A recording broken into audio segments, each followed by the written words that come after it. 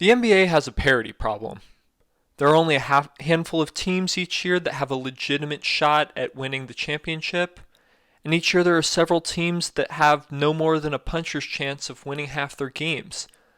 This is a problem for the NBA because basketball games are more interesting to watch when the games are close and both teams actually have a chance to win. The US presidential election system has a democracy problem.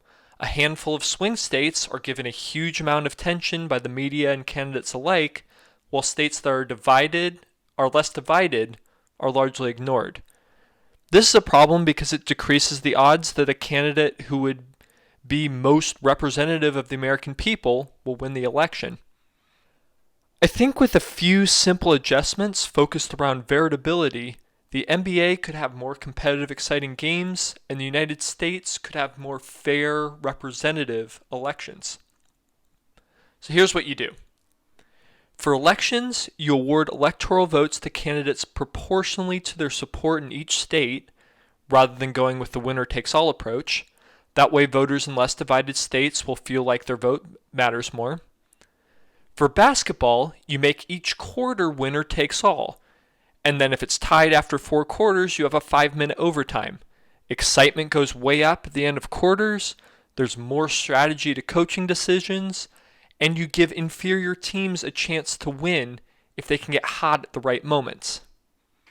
Large, complex systems that have been around for a long time are very resistant to change. This is mostly because the people with the power to change these systems are incentivized to be very risk-averse. It is difficult to account for the full effect a change will have, and there's just so much to lose if a change goes bad. The only time you can expect to see major design adjustments is when the flaws of the system cause major problems that bring about mass public outrage. So the way things are going, I suspect no more than minor changes to the Electoral College until a presidential candidate loses an election with 55+% of the popular vote. As for the NBA, I don't think we'll see much done for parity beyond awarding draft picks, blocking trades, setting salary caps, unless things really start to fall apart. The flaws of these systems are not missed because of a lack of foresight. They are ignored because of a lack of courage.